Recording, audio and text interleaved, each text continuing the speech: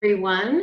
I'm Dorothy Orzelak with the Institute for Business in the Global Context here. It's called affectionately the IBGC, and we're here at Fletcher at Tufts University.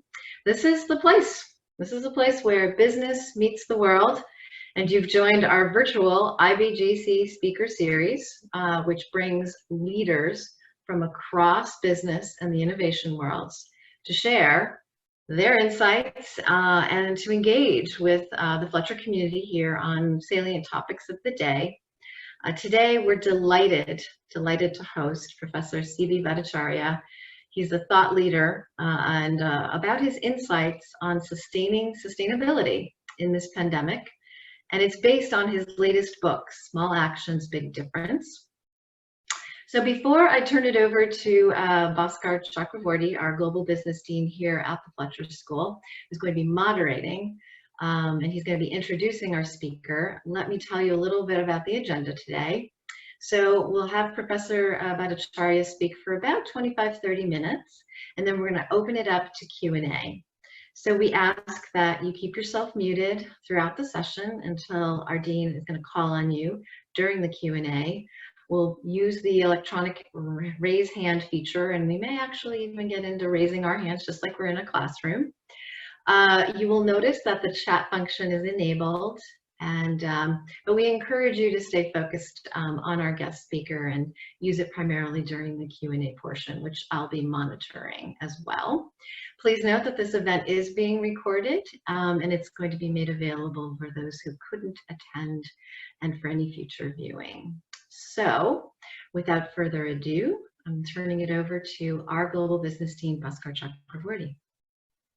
Thank you, Dorothy, and welcome to all of you scattered around the world. I'm assuming, just given the nature of any Fletcher audience, usually we have people who've been all over the world assemble in a single room, and now it's an interesting experience for all of us to be in our individually socially distant rooms and re-experiencing Fletcher regardless of where we are. So it's another day at the Fletcher School and another day at the Institute for Business in the Global Context, and another fantastic speaker helping us navigate through this jungle of the role of business and sustainable development. And the question of business and sustainable development had been live long before we got into the present situation. And now the present situation has only put this set of issues, starkly in the spotlight. And so I'm absolutely thrilled to have an old friend, CB, who, by the way, little known fact, his full name is actually D2, because he was part of a pair called R2, D2. And I believe you're D2 and you're not R2, is that right? That's correct. Okay, all right. Sorry to reveal these little things that very few people know about. So his full name is D2, and he is a dear friend from a while back, and he's currently the H.J. Zoffer Chair in Sustainability and Ethics at the Katz School of Business at Pitt, at the University of Pittsburgh. He's probably one of the leading authorities on this question of what can the private sector do to invest in and move forward the agenda of sustainability and sustainable development. CB has been at the forefront of these questions from the very start of his research career, which I will not reveal his age, which is belied by his youthful looks, but he has been writing on this topic for a long time and enormously influential. With over 100 articles in the space. And this is his second book, and I'm thrilled to have an opportunity to get an airing of this book, Small Actions, Big Difference, leveraging corporate sustainability to drive business and societal value. And it's great to have CB follow on Paul Coleman, who was here last week, talking about a similar set of issues. And Paul left us with a wonderful vision, which I'm looking forward to CB continuing to enlighten us on. CB's earlier appointments were in a variety of places, ranging from the ESMT school in Berlin to back here in Boston at Boston University. And I had my last meeting with CB was in a restaurant in Berlin where we were eating food that is famous in Berlin, which is sushi. And it's a pity that we could not pay you back with food that's famous in Boston, sushi. And maybe we'll do it another time when you can actually travel here. So CB, welcome, and take it away. Thank you. Thank you, Bhaskar, for your kind introduction. And thank you to so many of you for joining in this. Dorothy, is this the time I put up my slides, or not yet?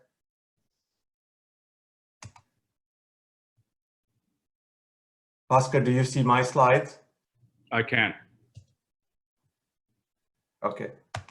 So it's a great pleasure, and I see already in the faces that I'm able to see, I spot friends from all over the world and from a very young age up to right now in Pittsburgh. And so it's a real thrill to be able to do something like this in a very, very awkward time, in a very, very difficult time in all of our lives. So let me just start by thanking Dorothy and Joe and the entire team at Fletcher and Bhaskar for doing this for all of us, because we need to speak out, and I think there is absolutely no better time to speak out.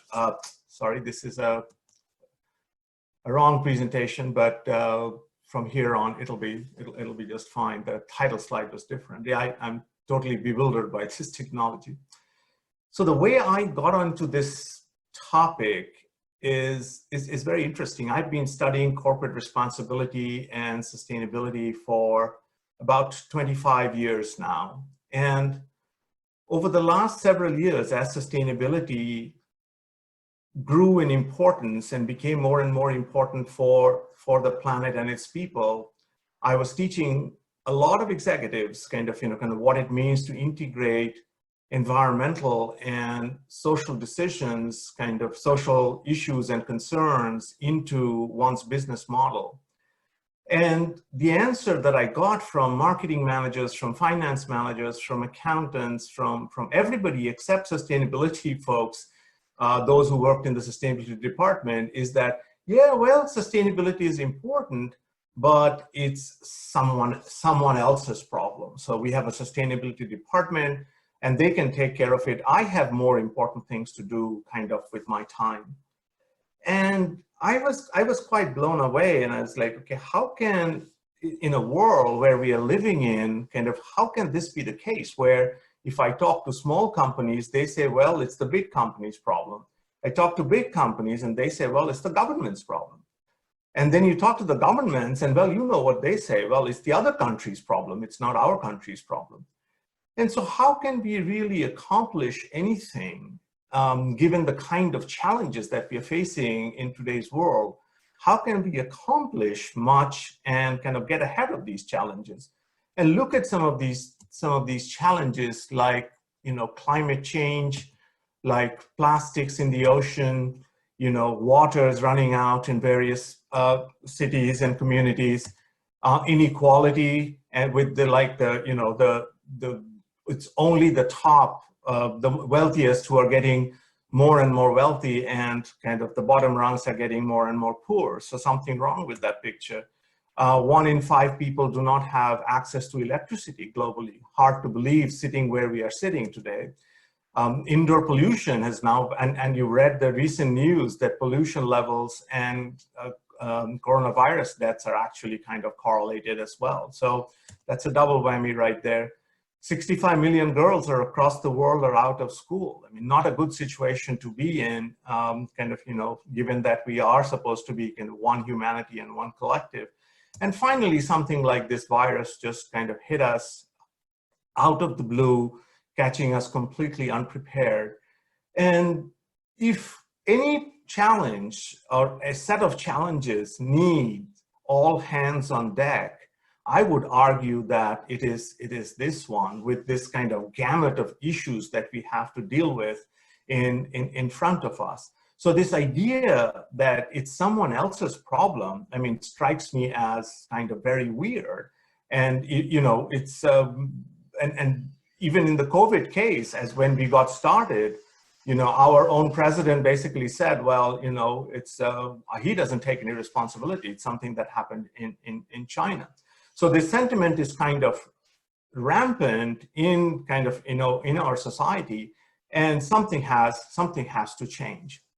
And before I get into the details of my talk, I just want to kind of foreshadow that, I tried to do a search of coronavirus and climate change, because I've been thinking about this and reading about this in the paper.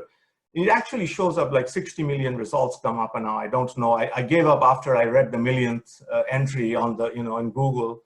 And so I don't know really what the end of that holds. But a couple of facts, are very, very important, I think. And one of them is that both these catastrophes have their roots in this idea that we can keep growing indefinitely, infinite growth, at the expense of the finite environment that we have. So our environment is finite. The Earth's capacity to renew itself and regenerate is finite. So if we keep building on top of that without consideration for what the Earth can handle or can take, then things go all right.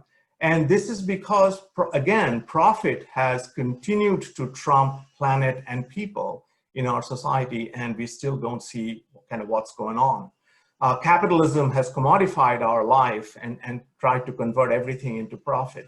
I just read a stunning statistic that this exotic animals that people like to eat, like the pangolins and bats and so on, are a $74 billion business, $74 billion, where these creatures are being brought from their habitats into kind of human society, and all kinds of weird things happen as a result. So the common thread, the common fulcrum on which I want to position the whole talk today is that climate change, the whole issue of sustainability, the challenge of sustainability is man-made. It's really not made by God, the Almighty, whoever that is, but it's really man-made, and it's man's propensity to consume. It's man's propensity to put his own interest ahead of the collective's interest that's kind of getting us into this kind of trouble. And if that was not enough, we have a very progressive thinker by the name of Noam Chomsky, who essentially says, there is a much greater horror approaching, and we are racing to the edge of disaster, far worse than anything that's happened in human history, referring to climate change. And he's not the only one. There are others who as well said that this is bad, but you ain't seen nothing yet. The White Walkers are coming. Game of Thrones fans will understand that reference to the army of the dead who's going to attack the army of the living. So climate change indeed is very much on the horizon, and we have to keep that. And what better time than now to kind of take stock of what are some of the things that we can be doing to help this situation going forward. So if I've managed to scare you enough by now, here are my research questions as 2 questions. Why do most companies fail to take ownership of sustainability when it is kind of very much, our planet, we are one society, whatever, et cetera, then why is it that when it comes to integrating business and social decisions, most companies are actually they're sitting on the fence, they're failing to make meaningful progress, as a result of which, global emissions are rising, water consumption is rising, the waste is rising, all of that, and Some companies are the hidden champions, and I'm going to talk about them next. But as a collective, kind of, we are not, making the kind of progress we ought to be making. The second question I want to answer, which is where we'll spend most of my time, is kind of what does it take for companies to take ownership of sustainability? So it's not someone else's problems. Kind of, each of us believe that it's our responsibility to do our part for the planet, to do our part kind of for its people. So with these two questions in mind, I kind of stepped out to do my research, and what I've done over the past several years, I've done well over 100 interviews of kind of CEOs, C-suite folks, senior managers, and then regular employees, factory workers at a host of companies. The one common thread across these companies is that they're all large companies, publicly traded companies. And why? Because my belief is that if we cannot transform these large companies, those who have kind of 300,000, 200,000 people working for them across the globe with very large footprints, then we are not going to win this battle, right? And in doing this research, I not only went to the headquarters, but I also went to kind of branch offices far away, factories far away, executive education sites, places where you can get some real dirt, not just kind of sitting in the CEO's office. And as well, I was living in Berlin. Bhaskar alluded to that. So when I was living in Berlin, I launched something called the Sustainable Business Roundtable at ESMT. And this is where companies came together to learn in a peer-to-peer learning network fashion, kind of, what it takes to be more sustainable, what it takes to embed sustainability in your folds. So there were companies like Siemens and like Allianz, some really big companies, McDonald's, and these were all great learning opportunities. So we put all this together and kind of, the first question I want to answer for you kind of in very brief, it's like, why do companies fail to take ownership of sustainability when it's something so important?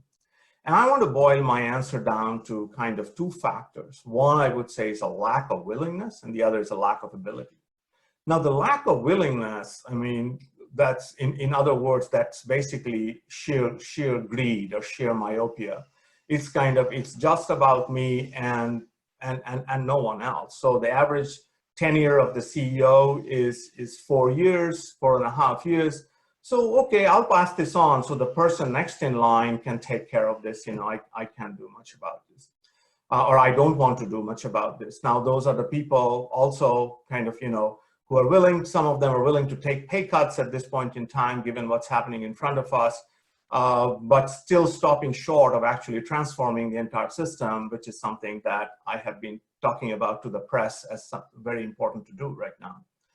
But the other group, which is where someone like myself probably has a little more sway or a little more influence, is those who have the willingness. Now they're seeing that the world is moving forward, that companies are starting to integrate sustainability in their folds, but they have the willingness. So they have the willingness, but they don't have the ability. And why? There are a couple of pain points for them that they are unable to overcome yet. And one of them, the first, is the belief that sustainability is the next iteration of CSR, or corporate social responsibility.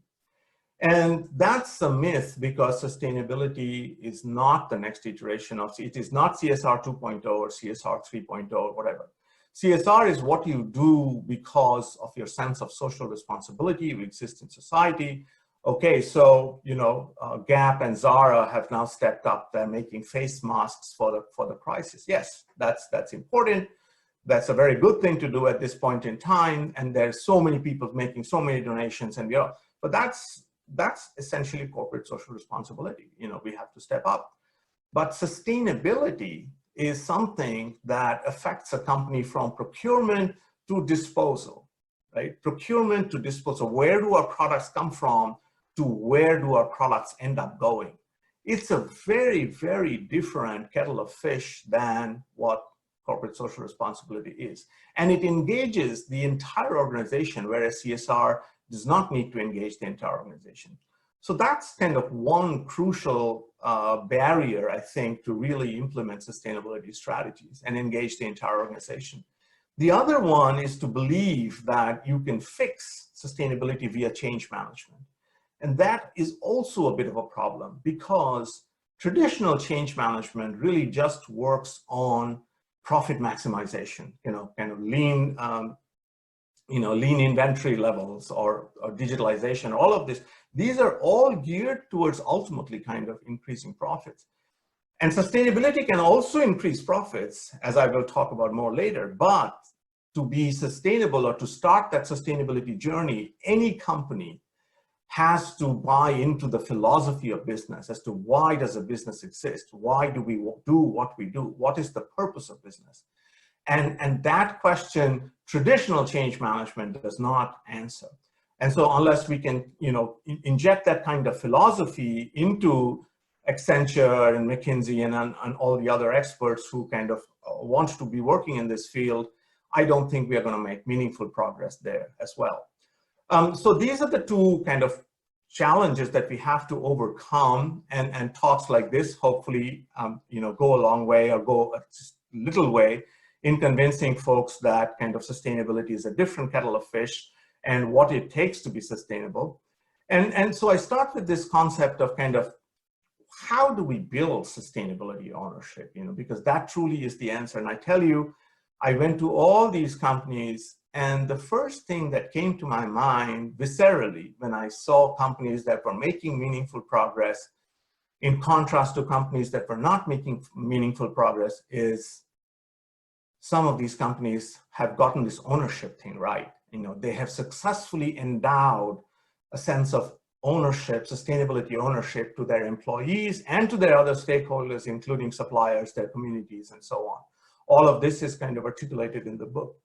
And then I came back and I started looking into the ownership literature, and it was quite impressive that kind of, there is the concept called psychological ownership, and it's quite well studied in the literature. And this refers to kind of feelings of possessiveness and connection towards an appealing object, such as a person, a company, or even an idea, right? Like sustainability. This doesn't have to be legal ownership, and it's part of the human condition. Sartre famously kind of said something along the lines of "we are what we have" long time ago. And its ownership is also an extension of the self. It's the objects we own are part of our identity. They become extensions of ourselves. So they give us a sense of pride in terms of kind of what we do. And ownership is an extremely important and relevant concept, I believe, in the context of sustainability, because ownership helps us do things like be creative in the place of work. So I give one example. So this is PG Tips. This is a tea that's made by Unilever. And several years ago in 2015, I think there was a Unilever employee who kind of figured out a small innovation that allowed you to take off 3 millimeters of paper off of this package. And then he proposed this idea to management, and then management adopted this idea and they started implementing it. And you might think 3 millimeters off of one tea bag, what's the big deal? But multiply that by the scale and by the number of tea bags that's produced and sold by Unilever. I mean, that amounted to saving 15 big reels of paper per shift. And then that multiplied so many fold. I mean, it goes into tons of CO2 saved and paper saved and so on and so forth. So that's kind of the idea of ownership in practice, when you do not need to be kind of told to do. It's the difference between going to the gym because you are kind of goaded, you gotta go to the gym, and then that phase, which I still haven't reached, where you actually do volitionally want to go to the gym out of your own accord. But that's the concept, visceral concept, intuitive concept of ownership, if you will. And why is it an important concept here? It's an important concept because ownership helps us fulfill 3 basic drives: the drives for efficacy, identity, and belonging. And sustainability helps us fulfill all of these 3 drives. So sustainability, everyone can contribute to meaningful solutions. Even if you are in the mailroom of a company, you can practice sustainability with the mail, kind of, discarding it properly, the right ones properly, putting off lights, whatever. And if you're a CEO, you can do something a lot about it too. So the chance to contribute meaningful solutions fulfills our drive for efficacy. The opportunity to express personal values. People today are clamoring to do something for the environment, you know, and I've heard so many people saying, but when I come into the office space, it all becomes kind of profit, profit, profit. And that's a different narrative that the rank and file employee cannot really relate to. And so when you give them the opportunity to affiliate with sustainability and do something in the sustainability space, integrate that into their jobs, that becomes a valuable part of their identity, something they're proud of. And finally, the sense of belonging. Everybody wants to belong to something that's bigger than them. Human beings, you see all the truck drivers and the postal carriers, so several of them coming out and saying, I will continue delivering, you know, the goods because it's not about me, it's about someone else. And it's the same in sustainability. So I'm doing something for my children or my grandchildren by taking action in my place of work. So I'm not a bystander anymore. And that makes me feel better about myself. So sustainability really helps fulfill all these ownership drives and motivations that we have, and therefore is kind of a great candidate to kind of instill ownership in our kind of work spheres. So based on this, I developed a model which you will need to buy or rent or whatever, borrow or steal the book to read, because I'm not getting into the details of this model today. It has 3 phases where the company leaders would first kind of incubate your sustainability plan, and then they would launch it amongst their kind of workforce and subsequently their ecosystem. And then they would entrench this idea of sustainability in their organization so that it becomes routine, it becomes second nature to conduct business through the sustainability lens. But I'm not going to spend a time on all of these in equal proportion. I'm just going to highlight the most important things so that kind of that relate as well to this idea of what we are seeing in the coronavirus. So the first thing, the most important thing, is this idea of company purpose. Purpose is different from mission and vision. Purpose is this all-important question of why do we do what we do? And let me tell you a quick story here. So Enel is one of the largest electric utilities in the world, you know, about 80 billion euros of revenue, workforce well in excess of 100,000. And Enel CEO, Francesco Starace, I interviewed him in Rome, Italy a few years ago, and he told me a story which goes something like this. He says, you know, when I was a middle manager, and he was working for a different company at the time, so I was in the desert, in the Middle Eastern desert, where we were building a power plant. And he said, and I saw these trucks coming down the hill to kind of, with fuel to load, you know, kind of to power the plant. And there were transmission lines going as well from out of the plant, but I didn't see any loads to feed, load being kind of, you know, what's this power plant actually going to do?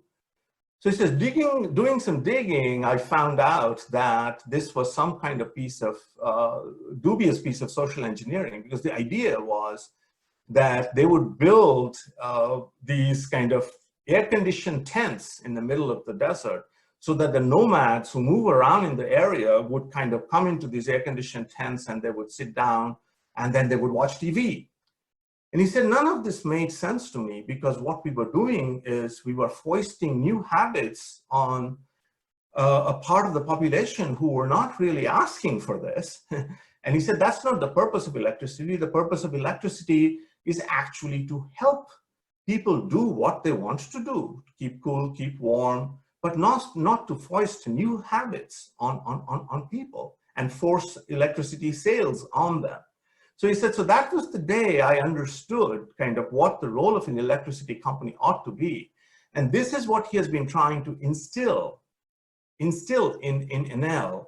And Enel is shutting down all their coal-fired plants, and they're moving very, very aggressively into kind of this renewable energy space. And their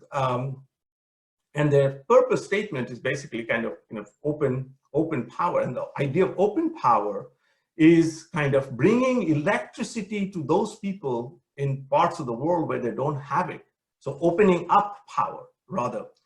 And these epiphanies that these CEOs get, another very, very interesting epiphany was had by Ray Anderson, and you should go and watch this video. Ray Anderson was the CEO of Interfaces, this company, this carpet company.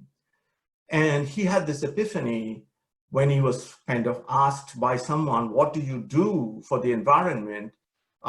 He went and read some books, and then he realized that he was a plunderer, and he said, I should be put in jail. And today, Interface is a zero emission company, kind of completely transformed business model. So the more we can inspire epiphanies amongst CEOs, senior folks, anybody, as to why we do what we do. Do we sell food or do we provide nutrition? Do we kind of sell cars or do we provide mobility? You think it's a short step or it's not a big step, but it's a huge step in the minds of people. So when I went to Unilever in a factory in the middle of nowhere, and a factory worker told me that I would rather believe that I save lives than that I sell soap. That's a very, very powerful statement. Now, Unilever sells soap, but that soap is an antibacterial soap, which also reduces child mortality. And so they have positioned that whole brand, which is called Lifebuoy, many of you may have heard it, to help a child reach the age of 5. And employees get much more fired up by the idea of saving lives than of selling soap.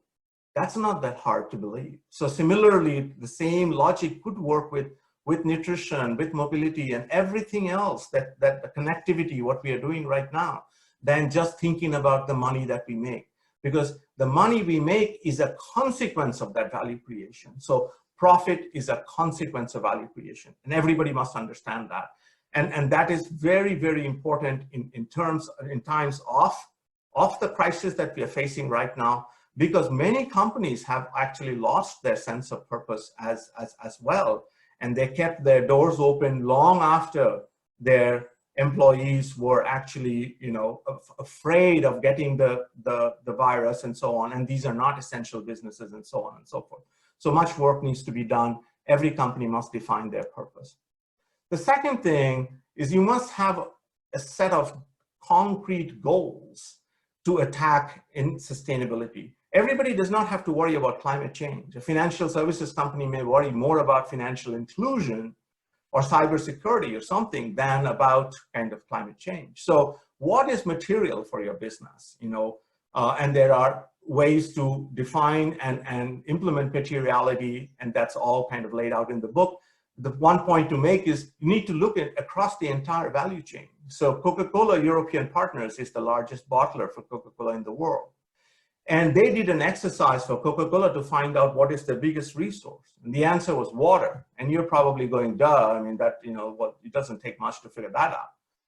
But it's not the water that goes into the Coke. That's the funny thing. It's the water that's used in growing the sugar cane and the sugar beet to produce the sugar that goes into these drinks. That has the biggest footprint. Now, had Coca-Cola not done this exercise across the entire value chain, they would have never found that out. So every company should do a footprinting exercise across the entire value chain and then choose 2, 3, 4 things that are most material for them, and then kind of deal with those issues on a big priority basis. That helps ownership because employees are much more clear about kind of what to invest their time on. The third thing is you have to lure your employees and other stakeholders to actually get onto the sustainability, to board the sustainability ship, so to speak. Why sustainability? And there you need to appeal to the head and the heart, as I call it. So the heart is, this is the right thing to do. The heart, this way. This is the right thing to do. And the head is, this is the smart thing to do. Not only the right thing to do, but also the smart thing to do.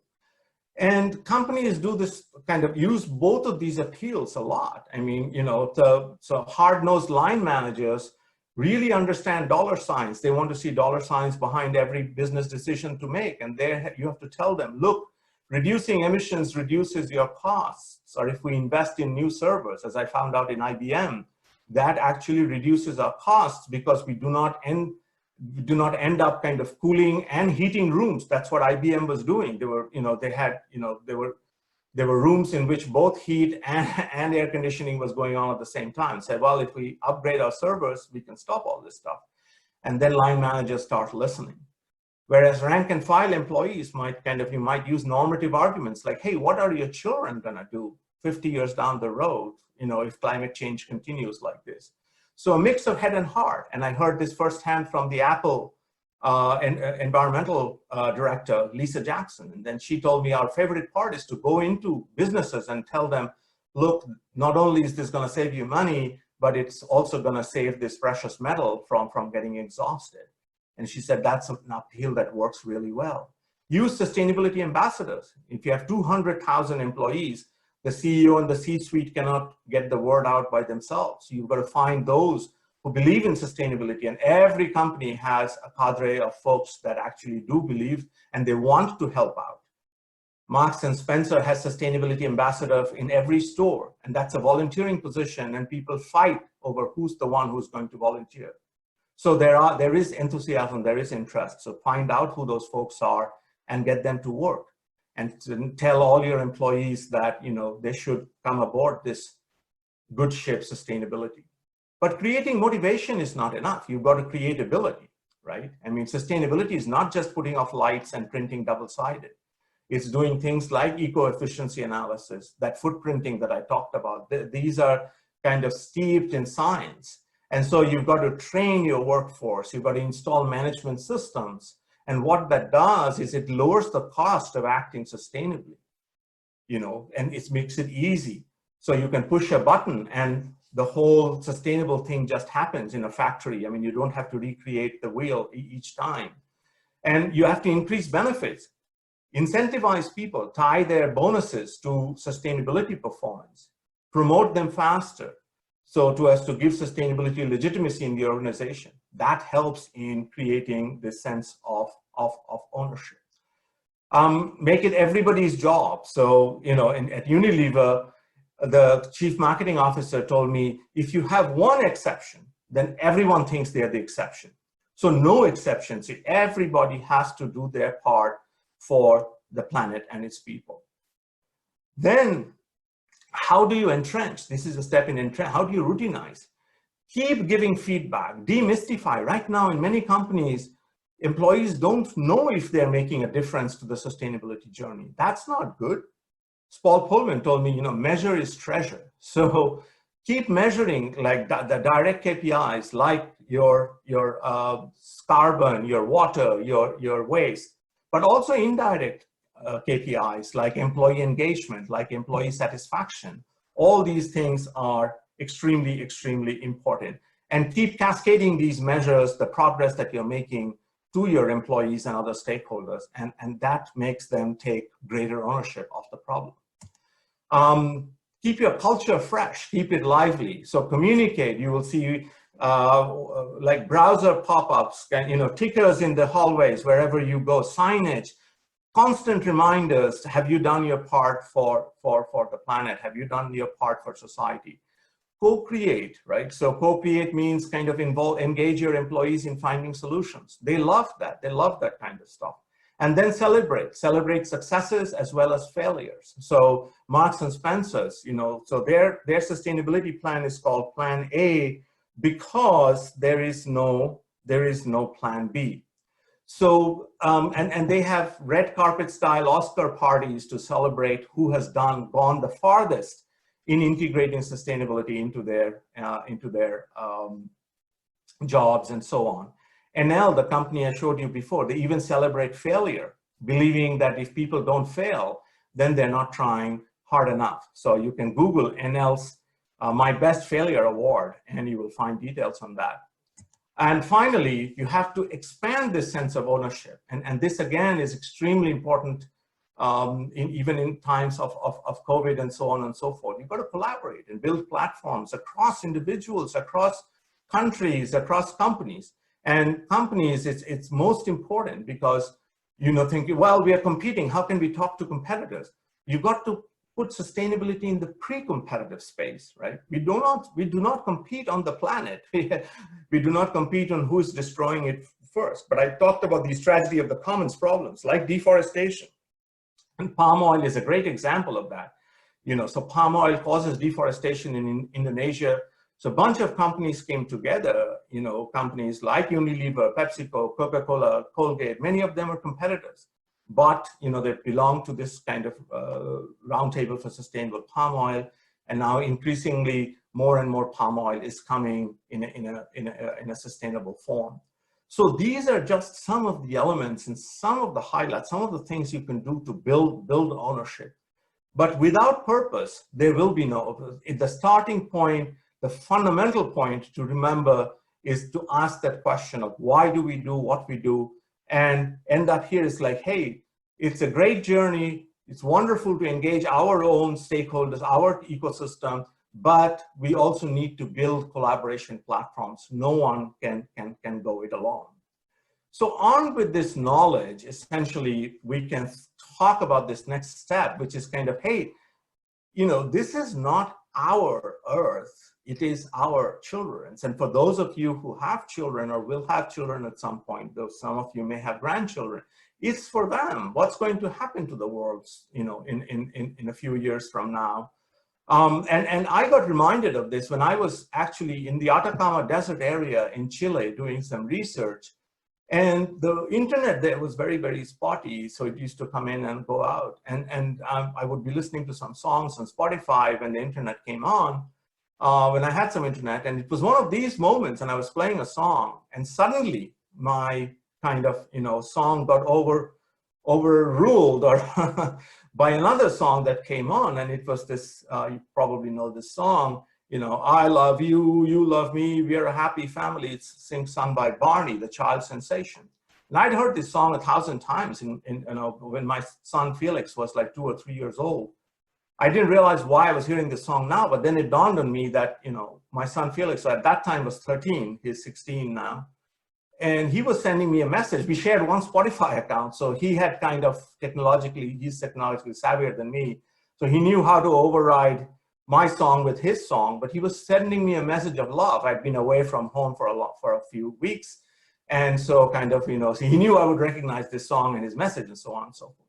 But the point is, if we don't do it for ourselves, let's at least do it for the people that we care about and the people that we love. That should be a powerful motivation. And all of us can do something. That's what I'm saying. Everybody, even a physics professor who's sitting listening to this talk, and I know there's at least one of those in the audience, that person can also do something about this problem. And I want to finish by these couple of quotes, poignant quotes, I think, that came out. Person Roger Cohen, he's an op-ed person from the New York Times. And he says the world that emerges from this cannot resemble the old world. This plague does not care a whit for the class or whatever. If this problem cannot teach us solidarity over individualistic excess, if this problem cannot teach us about the interconnectedness of the planet, then nothing will. And that's right. We are in a very, very powerful moment in history. And that's why I'm energized about this talk today. Arundhati Roy, another very prominent writer in our times, she wrote in the Financial Times that this pandemic is just a portal between this gateway, between one world and the next. And this is the time when we've got to be ready to imagine that next world, and we've got to be ready to fight it. So we do this through other ways. I mean, writing and the book is only one way. I also have a center at the University of Pittsburgh that I kind of request you and invite you to look up, just by Googling sustainablebusiness.pitt.edu. We are starting a new podcast series, my team and I, called Sustaining Sustainability. And you would be able to, if you just sign up on the email provided there, csb@Katz, you can get the podcasts delivered right to your inbox. And we have already Jeffrey Sachs and Paul Pullman and Francesco Starace, who's the CEO of NL, and many other CEOs and other very, very interesting people lined up for the podcast. So I hope some of you are interested in following that. These are our sponsors for the center. If there are corporates who are listening in and you do not see your name here, please do talk to me after this call. I can arrange for your name to appear on this slide without much difficulty. And let me just end by saying that you know, giving this talk today for me was a small action. Now, if all of you on the other side kind of do something about this and kind of, you know, get yourself a copy of the book, read it, tell others about it, and actually implement some of the learnings kind of in your daily life, in your corporate life, in your station, whatever that is, then I think collectively we will have made a big difference. I'll stop here and Bhaskar, pass it back to you. So, CB, let's just do a quick round of applause from around the room here. Thank you for a very inspirational and impassioned call to action. And I'm sure you've sparked a lot of questions and thoughts and ideas, you know, across the screen here. Let me use my prerogative of having my mic unmuted first to ask you the first question, and then we'll go to the forest of blue hands. You cannot ask me if I'm wearing pants or not. That's no, I'm not even going there. We're going to keep this elevated, you know, above shoulder level here. And so let's go back to the comment that you cited from Arundhati Roy, someone who I love the way she crafts the English language in ways very few people can, and the notion that this pandemic is a portal, and let's leave those dead ideas behind, and what do we see on the other side? And so just in terms of small actions, as we speak right now, we have made the biggest difference as far as sustainability is concerned, as we speak, which is none of us has stepped into an airplane. And if there is any action that any one of us can take is never stepping onto an airplane again, we will have made a gigantic difference. And by we, I mean everybody on the screen and everybody beyond. So if you just think about that one action that we have collectively as a global society have practiced, it is an unimaginable experiment that we've never engaged in before. And you can see the effects. You can see satellite images of cities around the world. You've seen images of New Delhi's India Gate cut in half. One side, last year's picture, while the other side, this year's picture, and it's a night and day difference. So remarkably, this crisis has revealed to us how certain actions can make a difference. And of course, the nature of the interaction, the way we're getting business done is different. Sometimes it's actually a worse experience than meeting in person. In some situations, it's a better experience. So at least we got to practice, you know, what this is like. So first question to you is, as you imagine going through that portal and to the other side, does this moment of practice give us a bunch of things to think about as we get back to business as usual? Because this virus is not going to last forever. Okay, I can say that as a non-virologist and a non-public health expert, but you know enough to be dangerous. Second question, as we get out to the other side, we have seen our economies around the world melting down in front of us. Businesses are devastated, small, medium, and large. It's going to be whoever survives at the other side is going to be left to pick up the pieces. Do you think sustainability is going to be the number one motivation on people's minds, or is it just going to be sustaining yourself and your business? All of the concerns that you raised have now just become magnified as we go through this portal, where it is all about survival. So survival from a commercial perspective. So one is a bright side, the other is the dark side. Care to comment? Yeah, sure. No, I think that's that's very eloquently put. And I do think that some of these actions that we can take, small actions that we can take individually, like not flying, will stick. Even in they may not stick at the magnitude that you're talking about. That none of us will ever fly again. That probably won't happen for sure. I hope it doesn't. I'm hoping to go back home at some point and see my parents. But the idea that we all have to fly everywhere for every meeting, I think you will see a significant cutback in air travel, in business air travel. Now, I had proposed to Lufthansa, I had taught a very senior crowd of Lufthansa executives some years back. And I had proposed to them that perhaps just instead of focusing on airlines, Lufthansa should try to also look into video conferencing as part of their business model, because I saw some strategic links, and I really literally got stones pelted at me because it was so outlandish, my suggestion, because they really do believe that they are kind of an airline. So will airlines have to revise their models? Yes, absolutely. I mean, they will have to figure out whether that's consolidation, whether that's not so much, so many flights in so many directions all the time.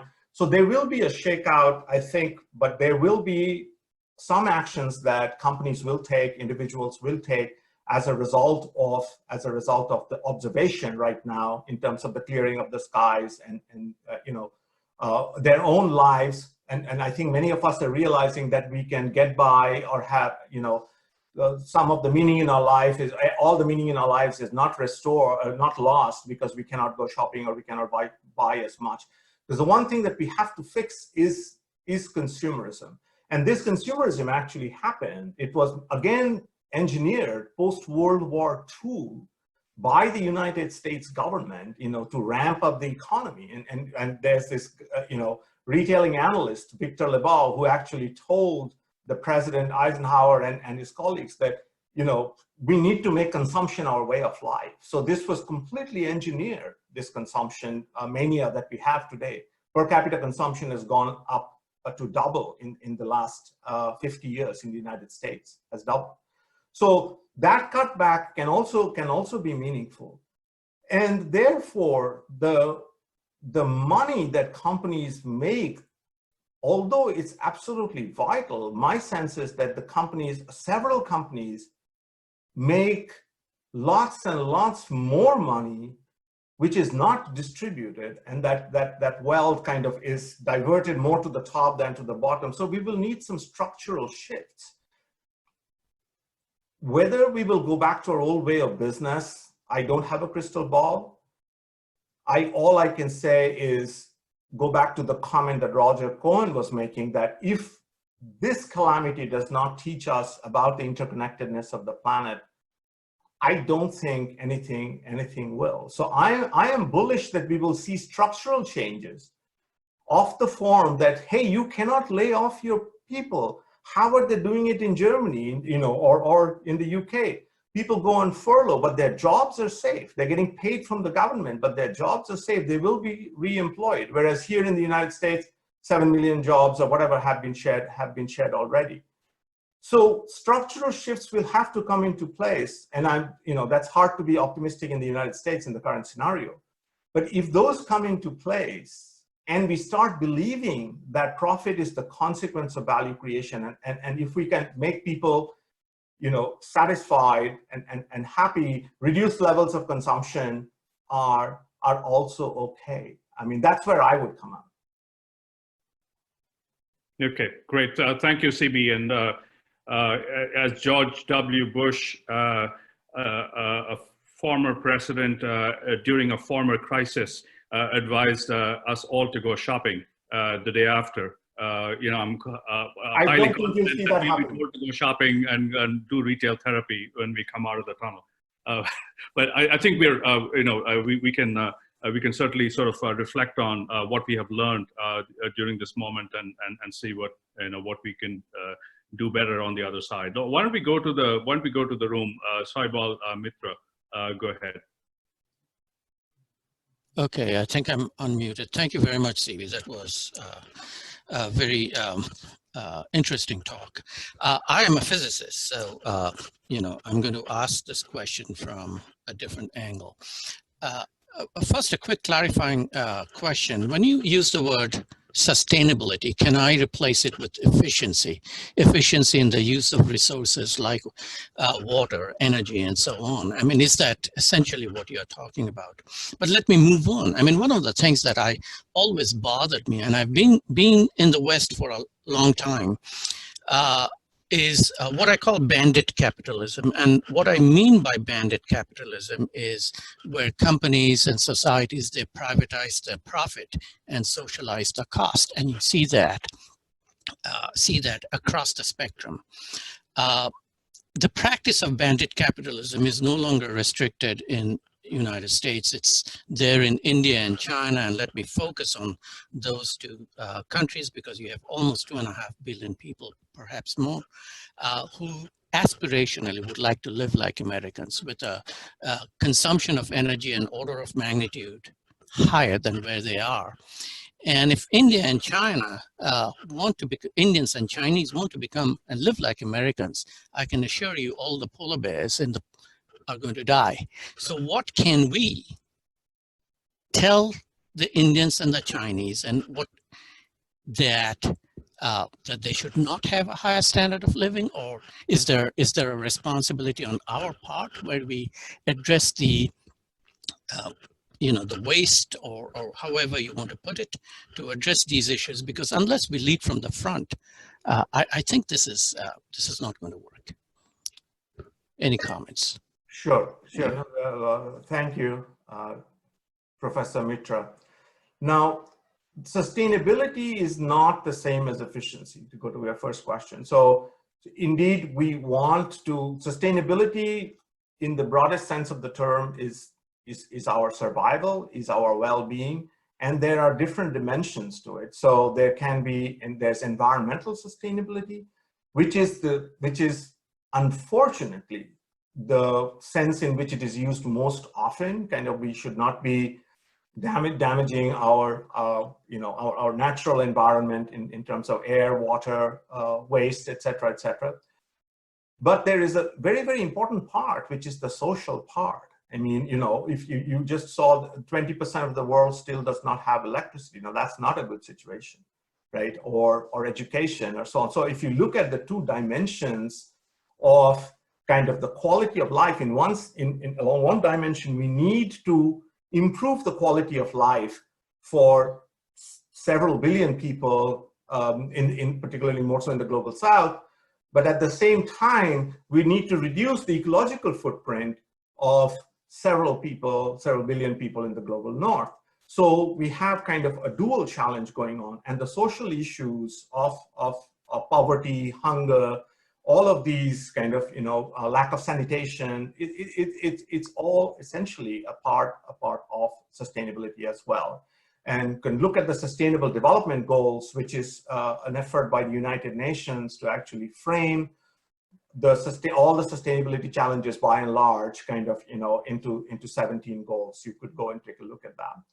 The second question, I think, is equally interesting, and this bandit capitalism idea.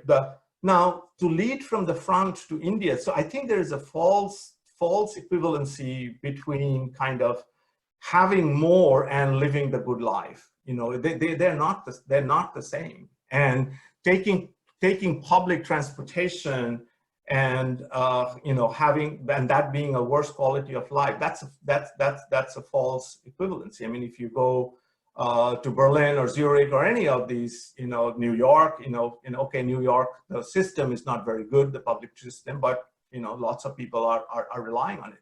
So we have to bring out sustainability messages from the very beginning in terms of the harm. So, and we have to kind of enhance the coolness factor of taking things like public transportation, or we have to make, the phrase less is more. That has to be made cool to the emerging markets, to China and to India, and to say that this is, old-fashioned living, having a 5,000 square feet house or whatever. So I do believe that human beings are malleable in that regard. And that with the right structures in place and with the right messaging in place, we can get in front of this. We're not yet there yet, and there's a lot of work to do, but it's not an insurmountable problem. Next question. Hi. Yeah, I'm calling in from Berlin. Hi, everyone. So my question, I have two questions basically. So the first one being, as you mentioned, you've talked to several C-level people in companies, and the adoption towards the sustainability goals, as you mentioned, SDGs, and the methods, it's been quite slow, and sometimes the leaders do not want to embrace it. But don't you think this education should begin right from the university time, so that, you know, a lot of universities, I understand, don't do this, but a lot of them, like ESMT Berlin, does courses on sustainability and then ethics, and so that students can right from the beginning understand that there's a difference between CSR and sustainability, so that once they enter their professional careers, they already know the difference and they can have that mindset already. So that's one of the questions about in terms of what you think about it. And secondly, post this Corona situation, when people do realize that a lot of these meetings, which were conducted in person, when people had to fly over to different countries, when that gets replaced by something like this, like a Zoom conference or calls over Skype, isn't that like similar to another trade-off where you are contributing exactly, or not exactly, but to quite an extent to an equal amount of carbon footprint because of email exchanges and these video conferences? So where do we find the balance? So these two are my two questions. Yeah, great questions, both of them. You're absolutely right in terms of the need for education. Usually what I say in my talks is that the education has to start at ESMD, it's way too late. That's you know, even at that's a master's level, it's way too late. So it really needs to start in high school. So middle school, high school, in places like that. So, you know, that today my son, he's a junior in high school. He's learning things in biology, which are extremely complicated and which he'll never use in his life, I'm very sure. But there is no course in sustainability. I've been talking to the principal there. So I think there's a big need for sustainability education starting at the school level. You saw the climate if these guys can do climate protests, they should be learning about climate as well. I mean, so yeah, I mean, I have my own views on that. We can certainly chat more at any time. But to come, you know, to come to your second question, which was what again, very quickly? The trade-off between the carbon footprint while traveling. That's a very good question. Most people ignore or overlook the fact that electronic communication also has kind of you know, CO2 emissions, and it's not just because it's electronic.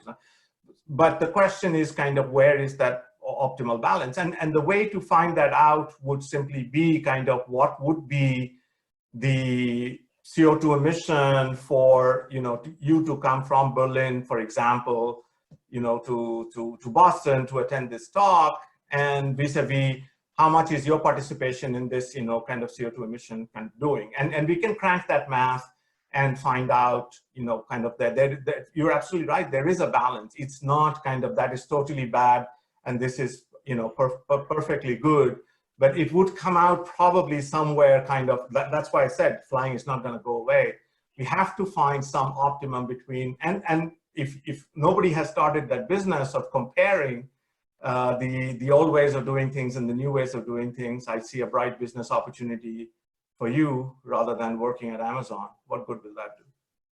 So CB, just a quick, I don't mean to inject into your talk here, but I think the data on this is your CO2 emissions by not flying and going on Zoom, your emissions are much lower. Orders of magnitude, like, yeah, so, but it will still be kind of, it doesn't even come close, just in terms of once you start aggregating over this, and there are some studies that one can point to. So there are lots of hands in the room. I know that I think let's see, let me just kind of go down the list I've got right here in front of me. Abhishek, go ahead, and let's just keep our questions and and the response is relatively tight, so we can accommodate everyone. Can you hear me? Yeah, go ahead, Abhishek. Hi. Yeah, thank you very much for the insightful talk, and it's good to see you, Dr. Chatterjee and Dorothy and Bhaskar, you too. So I am right now in Washington, D.C. Very cloudy day here. So your talk brought some good sunshine into my day, because I've been thinking about this for a long time. And you know, it all comes back to the same question about why corporates exist. And after your talk, I was just going back to my same what we were taught in the corporate finance class. Why do corporations exist? And they exist because their main aim is to cater to the needs of their shareholders. So this whole concept of sustainability by design, I mean, we need to get back to the sustainability by design. And I was just wondering if you've had any thoughts or conversations about having sustainability as a variable in calculations of I mean, this is a very outlandish idea, calculation of stock price, or having some kind of a global standard where everybody has to adhere to sustainability in order to do business. Is that something, I mean, I don't know if this, I might be sounding dumb, but this is something which, if we don't get back to the root of the problem, all these feel-good things may not be able to help. I mean, we need to get back to the root of the problem and have great ideas. Thanks, Abhishek. I think you got it. Go ahead, CB. So it's really goes back to that purpose of business that I talked about. You know, what is the purpose of business? And I think business still has not really understood or come to grips with the purpose of business. The first glimmer of hope we got was when this business roundtable in the United States, they signed this thing saying, okay, you have to go beyond shareholder value. So please do not, I know, you know, we need to change. If corporate finance at Tufts is still teaching that, you know, the corporations exist to make money for shareholders, then they are kind of, you know, living in the dark ages. The purpose of companies is not to maximize shareholder value. You know, it's to maximize value for all stakeholders and accept profit as a consequence of that value creation, right? You know, so, and in however way, in how many ways we need to tell companies that, and that's where the education piece comes in as well, that people who learn the new language will finally become CEOs as well. So we need to start them young and so on and so forth. You know, the second part of your question was, again, quickly? No, just the same thing about having some kind of concrete global standards. Right. So the global standard it's a mindset. I mean, so today investors are pricing sustainability, believe it or not. They are pricing sustainability, and companies that are doing better on sustainability outperform those companies in terms of profitability, outperform companies that are not doing so well in sustainability. I have lots of empirical evidence to that. Companies that have a defined purpose outperform companies that do not have a defined purpose. I have quantitative evidence on that. So those are the kinds of things that one has to kind of say repeatedly, you know, and hope that that kind of percolates down.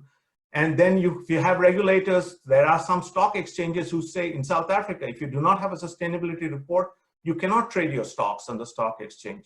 So more and more countries as well need to step up and kind of, you know, urge and provide incentives in those kinds of direction. So it's a multifaceted approach to tackle the problem, and you need to do your part as well. Thank you. Thank you. Yeah, so just again, to inject a little bit of data, and Abhishek, we need to bring you back to campus on this. Long before business schools started talking about the purpose of a company, the Fletcher School has been there a decade before. So let's get that clear. Corporate finance does not suggest that shareholder value is the only thing. Okay, let's go to Marcel. Thank you, CB. It's great to see you. And I appreciate everybody for putting this on and giving me some sense of normalcy given everything going on right now. I'll try to be brief with my question. Of course, I'm right in your backyard, CB, in Squirrel Hill, and in our region, you know, petrochemical build out, Marcellus shale and fracking, you know, a lot of what or traditionally blue-collar jobs taking place in Pittsburgh. I wonder if you've given some thought about the role that the corporation has to adjust an equitable transition to this kind of greener, sustainable economy, and how we make sure people are who have historically working in coal and extraction industries still have a place in a new economy. Yeah, that's a great question, Marcel. I'm actually working with the mayor's office, with Mayor Peduto's office in creating a job strategy for the Appalachian region, which is essentially kind of, very, very much into coal and natural gas fracking and so on and so forth. You really have to show the alternative to the people is my sense that, they're getting these jobs and they're taking these jobs because they've done these historically, and they're good, they're well-paying jobs. I mean, there have been articles as well that kind of, that they make decent amount of money doing these jobs. Unless the regulators can attract businesses that offer concrete alternatives, this region will be stuck, and we will continue in the same old fashion. So it has to be people like NL or other progressive kind of renewable companies who say, well, okay, we're going to invest in this region, and you can give up your coal mining job and come to work for us. So Starace, the CEO of NL that I mentioned, he said that he had trouble with his engineers, who were working in the coal-fired plants for 40 years. I mean, so that's the only thing they know. And when he was shutting down, he said it's an incredible, difficult decision to shut down a coal plant. He said, but I told these guys, don't think of it as a rebirth. Don't think of it as a funeral. And I think that's a very powerful way to put it. So if there is an alternative, the person who was operating a coal-fired plant will also go to work for a green energy job. There's nothing against that. I mean, it's not that they're wedded to fracking. They're wedded to fracking because it's the only alternative that's kind of available in their region. So we have to somehow do a better job of attracting new businesses and providing concrete alternatives for these guys. Great, thank you. So we have a few questions here to accommodate. So let's just keep the questions super tight, and CB, speak fast and deliver the pearls. Stephanie, go ahead. Hello, thank you very much for that insightful presentation. My name is Stephanie Lander Silva. I'm in Washington, D.C. for a global development and sustainability advisory company, actually founded by a Fletcher alum. I've been having a lot of conversations with clients concerned about the impact of COVID-19 and how to respond. It's very dynamic. It seems easy to be bullish about the situation. However, I'm concerned about the investment and policy climate moving forward. For instance, this weak global economy threatening investments in renewable energy sources, particularly given low oil prices, environmental policies being relaxed during crisis as some governments try to stimulate economic investment at all costs. I live in the US, I'm from Brazil, and those governments currently are certainly capable of doing such a thing. Do you have any advice on convincing companies about the importance of these types of investments during and after this economic crisis? Is there any data, any studies you would recommend we look at as we have these conversations longer term? Look, if you're going back to coal just because kind of prices have dropped, or you're going back to oil just because prices have dropped,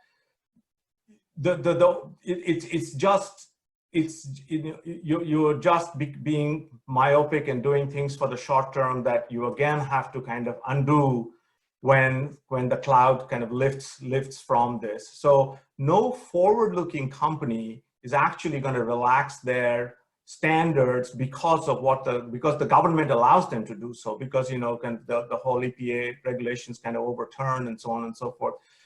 Progressive companies realize that they are competing in a world stage, and therefore if they back off of their sustainability efforts right now, then they're not going to be able to sell their product and survive the worldwide competition.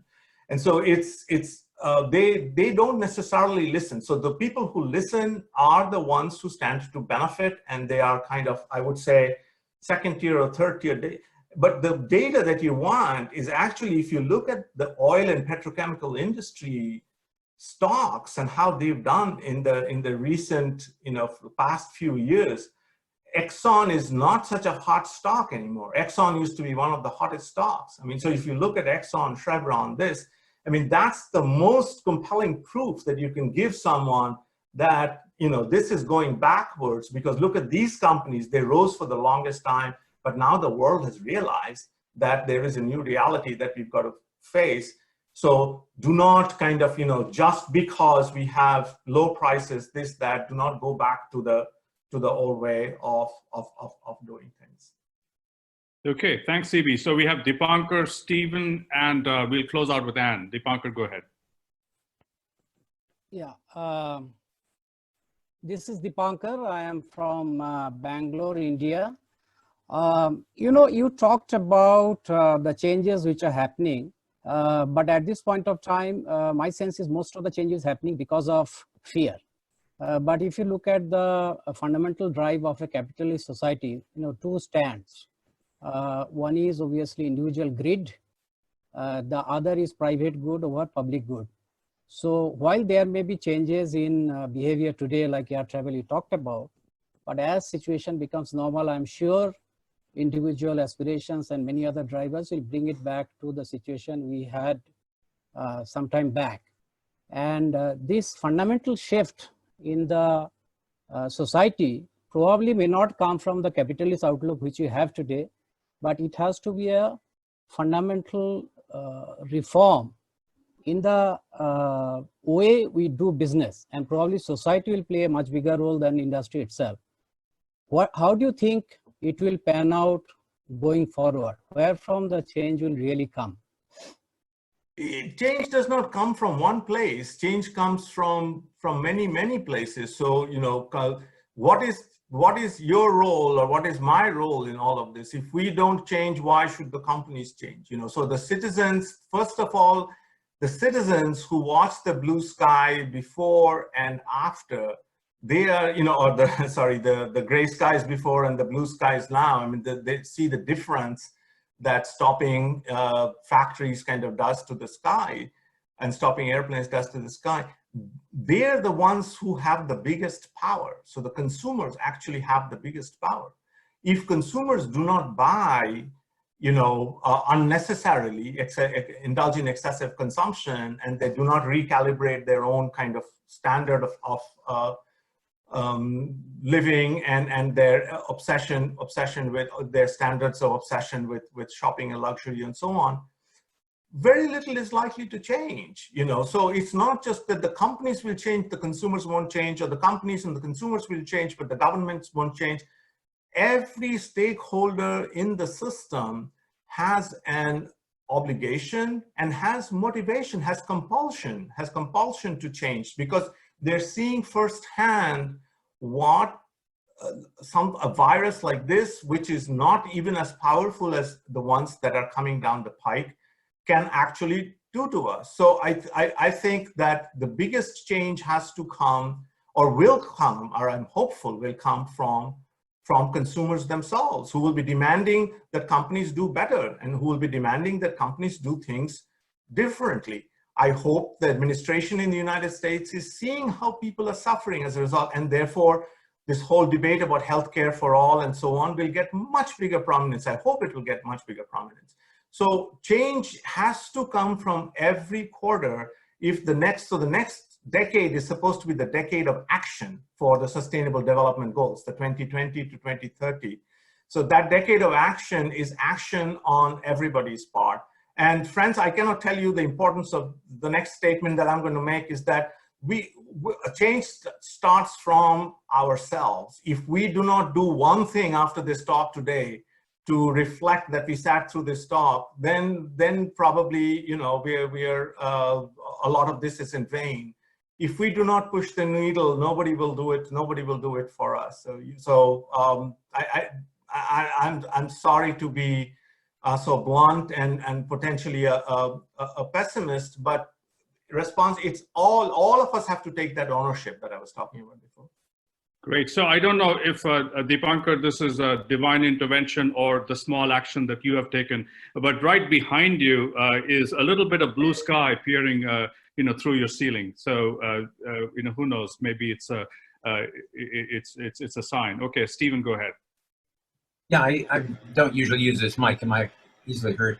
I found this a very useful and appealing presentation in a subject I know very little about. I'm a former international banker and was a VC, but I was concerned with robots and electronics manufacturing, that kind of stuff. Now it's sustainability.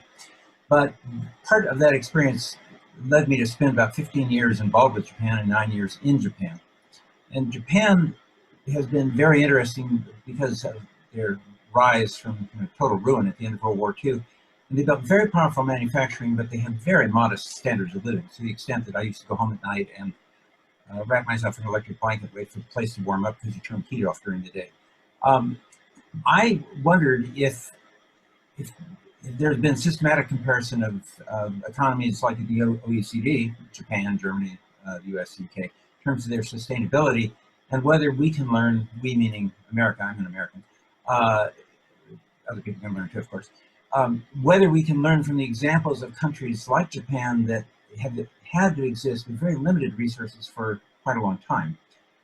Unlike the United States, which had a much more lavish style of living beginning around the turn of the century, if you were from the Midwest, which I am. So my question is, are there good systematic studies that we can turn to now to help us find alternative models rather than the high living standard, high expense, but probably also high pollution approach the United States is taking?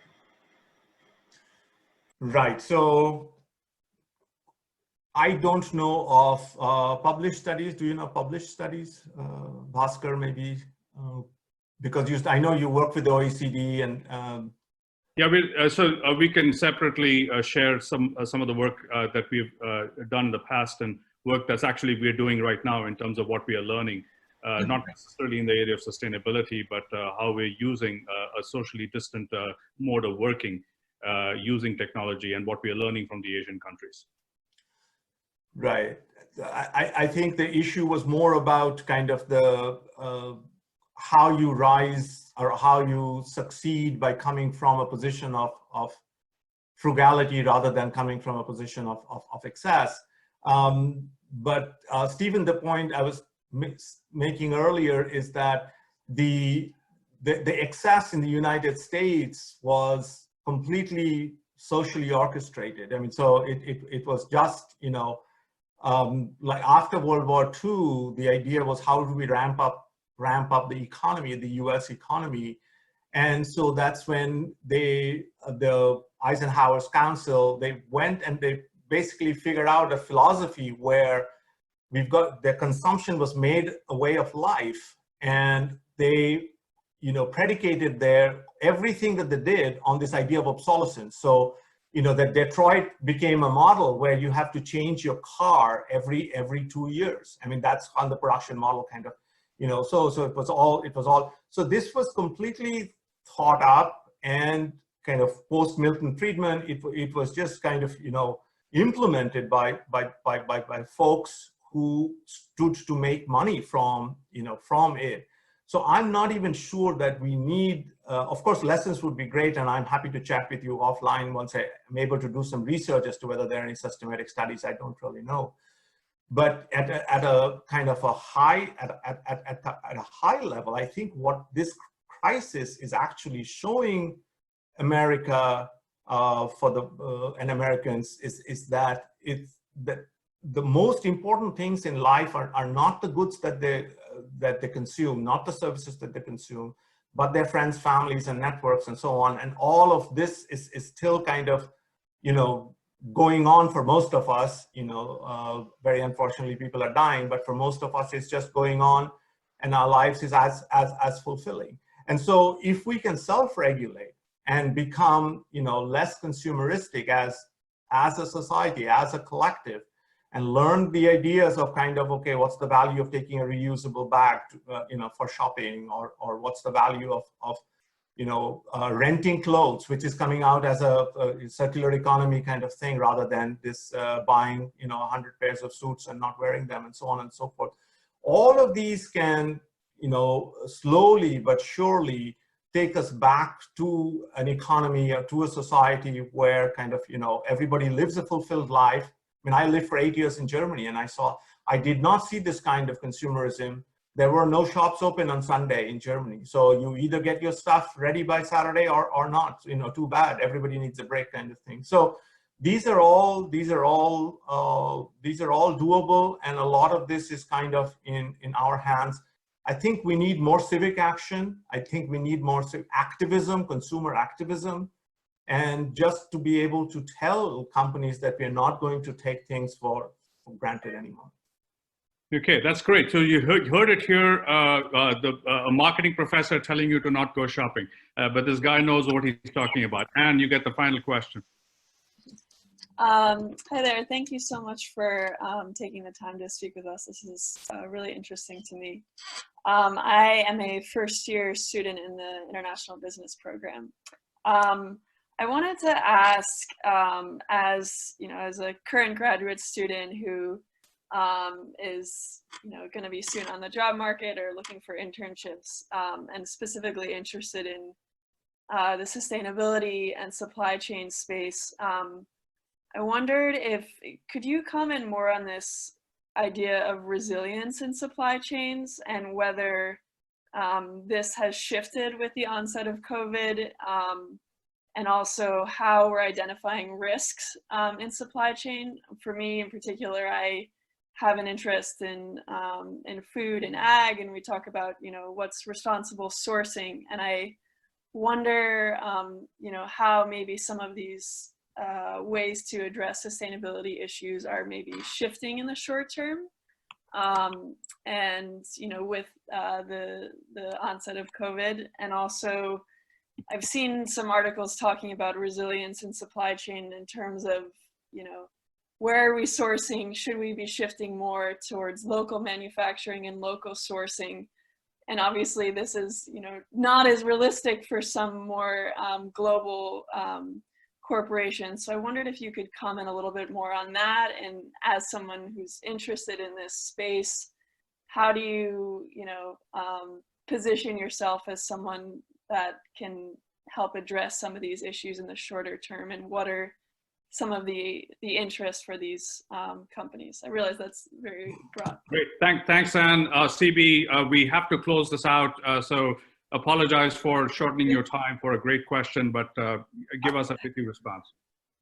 Yeah, I'm happy to chat more with you offline. I think you're beautifully positioned, and this is a great time to be where you are, professionally, that is. And, there will definitely be a delinking of kind of the supply chain concentration that has kind of, mounted in the past 20 years. So globalization of supply chains really took off kind of, where, again, going back to that efficiency, people saw efficiencies in there, but to balance that efficiency is kind of the risk, essentially. And as COVID very plainly showed us, it's extremely risky to kind of put all your eggs in one basket, so to speak. So I'm sure that you will see a systematic kind of study of geographies for any company, kind of, okay, where else can we put up our plants, where else can we kind of, manufacture our products, and so on. And it could be that there will be either a downward pressure on profits, which I would absolutely welcome, or an upward pressure on prices, or a mix of both. But that ultimately, that is the right thing to do. I mean, if you can scatter your supply chain centers to geographically so that different places are at different risk levels, then that makes common sense. Maybe it's not as cheap as it was before, but hey, life is not simple. It's not about making everything cheap. I mean, it's also cheap not to pay your workers a living wage, or not to pay them healthcare, but that's not the right way to go on. So I think this is the time when we have to see the difference kind of between, doing things right and doing the right thing. So far we focused on doing things right, now we must focus on doing the right thing.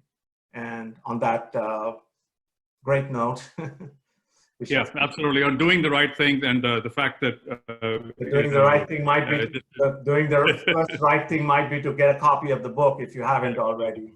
Exactly. So thank you, CB, for a fantastic talk and discussion. And obviously, you can see how you provoked a lot of thinking around this room. So really grateful for you for having done that and for all the work that has gone behind this, because it's not as simple as you said, and it's also not as simple putting that together in such a tightly knit package as the book that you have in your hands, and frankly the larger intellectual agenda that you're pursuing. So thank you once again. All right. Pleasure's all mine. Pleasure's all mine. Yes. I've unmuted you all, so please give CB a warm Fletcher applause. Yay! Thank you for the questions. Bye-bye. And- Come to the next Zoom room here. Oh, that's my gift. Yes, and don't forget, we're not completely consumerist here, but we're sending you a little bit of Fletcher juju energetically. Thank you. Thank you very much, Dorothy. Thank you for all your help. Look forward to the recording when it's available. Thank you so much, CB. Okay, thanks, guys. And please feel free to write. I don't know if I showed my final slide, but. We will share that information with All right. everyone. All right. Have a great afternoon, everyone. Thanks, everyone. Bye-bye. Bye-bye.